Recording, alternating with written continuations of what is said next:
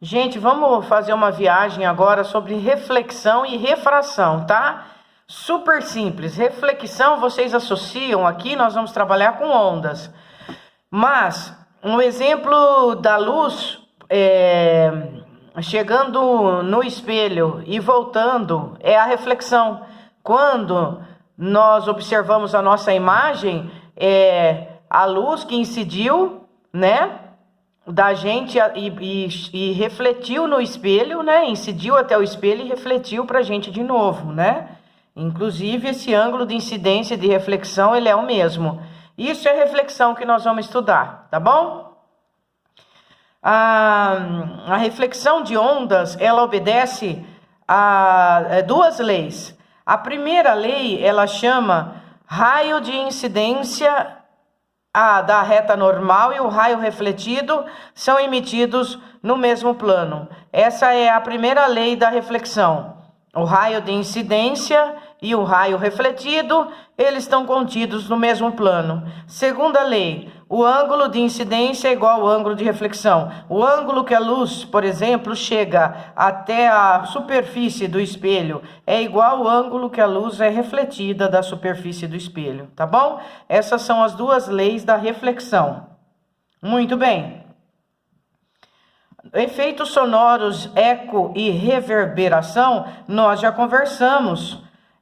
O eco é quando, por exemplo, no interior de uma casa, ele tem poucos móveis, então não tem como o som ser absorvido, e aí ele é refletido. Isso é o eco. Como nosso ouvido tem um tempo mínimo para diferenciar o som que é do que foi, o som que é do eco, quando esse tempo não é suficiente, aí a gente não identifica o eco e o fenômeno é chamado como reverberação, tá? É o que acontece, por exemplo, no interior da igreja, né? São muitos sons voltando.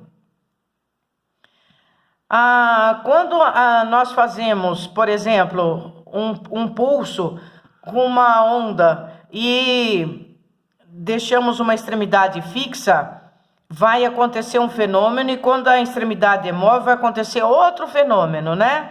Vamos entender os dois, porque isso aqui costuma cair nos exercícios para vocês. Quando o pulso chega à extremidade fixa, a corda exerce uma força para cima no suporte. Pelo princípio da ação e reação, o suporte exerce na corda uma força de reação no sentido contrário. O efeito dessa força é originar a inversão do pulso. Então ele está indo com uma crista e ele volta com o seu movimento invertido. Isso quando o suporte é fixo. Quando o suporte é móvel, né? É um anel móvel, o que vai acontecer? Quando o pulso atingir o anel que se movimenta para cima, até que toda a sua energia cinética seja transformada em energia potencial elástica. Ao se movimentar para baixo, a extremidade de cada corda envia um pulso em sentido oposto, exatamente igual ao pulso incidente. O que aconteceu então? Quando a extremidade for móvel, da mesma maneira que a onda ela chegou até este pulso, esse anel, ela vai voltar, tá bom? Então aqui nessa primeira situação, a gente fala que houve inversão de fase. E nessa segunda situação, sofreu uma reflexão sem inversão de fase. Então quando o anel é móvel, não tem inversão de fase. Beleza, meus filhos? Maravilha! A teoria, vamos acompanhar um pouquinho a teoria para melhor assimilação da ideia aqui de reflexão, tá? Esse 51 caiu na Unifesp. A figura representa um pulso se propagando em uma corda. Pode-se afirmar que ao atingir a extremidade dessa corda, o pulso se reflete.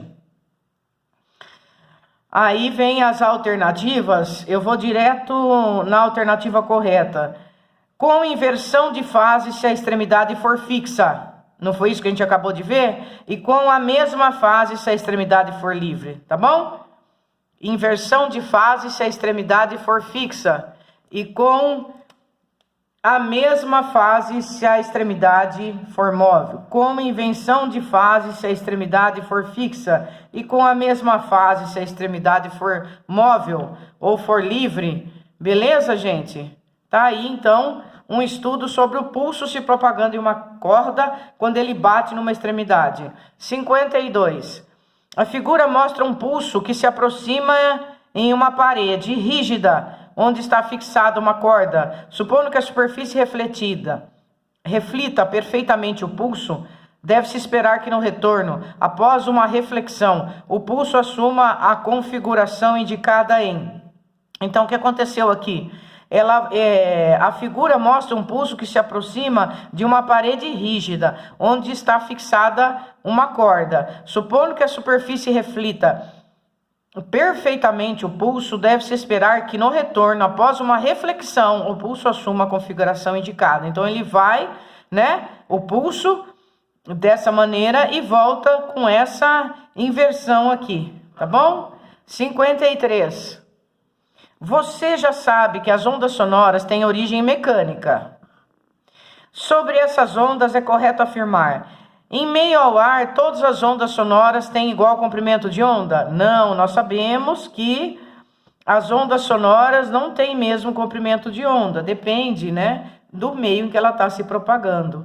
A velocidade de onda sonora no ar é próxima à velocidade da luz nesse meio.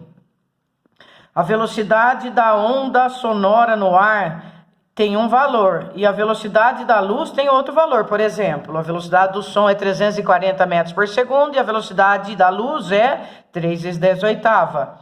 Por resultarem de vibrações do meio na direção de sua propagação, são chamadas transversais. Não, né? As ondas sonoras são chamadas longitudinais. Assim como as ondas eletromagnéticas, as sonoras propagam-se no vácuo. Não, as ondas sonoras não propagam-se no vácuo, por isso que o filme do Star Wars tinha que ser em silêncio. E finalmente, assim como as ondas eletromagnéticas, as ondas sonoras também sofrem reflexão. Perfeito, né? O que é reflexão? A reflexão é a propagação das ondas sonoras até um meio e depois refletindo, né, desse meio. Isso pode acontecer com o eco, pode acontecer com a luz se propagando numa superfície polida, refletora, que é o espelho, etc. Navios em alto mar podem usar rádio ou telefonia via satélite para comunicação com estações do continente. As duas possibilidades estão ilustradas na figura. Os trajetos 1 e 2 ilustram, respectivamente, os caminhos percorridos pelas ondas via satélite e pelas ondas rádio, onde se refletem na ionosfera. Pode-se afirmar que o tempo de percurso de ondas entre o navio N e a estação E. Aqui está, então, um satélite, aqui está a propagação, o trajeto 1 e o trajeto 2, tá? E ele quer saber o tempo de percurso das ondas entre o navio N e a estação E. Muito bem. Aqui está o navio N e aqui está a estação E. Esse tempo de percurso, o que acontece? Vamos ver. Ele é o mesmo nos dois casos, pois as duas ondas são mecânicas e se propagam com velocidades idênticas no ar. É o mesmo nos dois casos, pois as duas ondas são eletromagnéticas. É menor no trajeto 2, pois apesar das ondas serem eletromagnéticas e possuírem velocidades iguais, o trajeto 2 é mais curto que o trajeto 1. Então, o trajeto 2 ele é mais curto e o trajeto 1 é mais longo. Então, essa distância ela vai interferir no tempo, não é verdade? De percurso dessas ondas. Perfeito. O eco é um fenômeno que consiste em se escutar um som após a reflexão da onda sonora emitida. Suponha que você e seu amigo encontrem-se separados 60 metros entre si e ambos a 40 metros do obstáculo A. Então, uma distância entre um amigo e o outro é 60 metros e de você e do seu amigo até o obstáculo é 40 metros.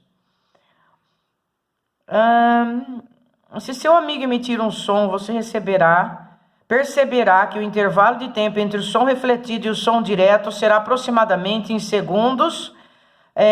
Como vai fazer esse exercício aqui? É aquele exercício simples, cuja definição é a velocidade igual a distância sobre o tempo. E ele quer saber o intervalo de tempo entre o som refletido e o som que você irá receber. É só pôr na formulinha 340 igual a ΔS sobre ΔT, tá? E saber a distância. Aqui ela é perpendicular, vocês vão achar a resultante, tá? Tenta fazer esse exercício, pensa um pouquinho e nós já vamos conversar com ele. Na próxima aula eu faço a resolução, onde nós vamos entrar na próxima aula de refração, que é a aula 7. E vou pedir para vocês fazerem também os exercícios do Enem, dos 56 ao 60. Façam, pessoal. Façam, que assim vocês vão treinando para o Enem, beleza? Até daqui a pouquinho.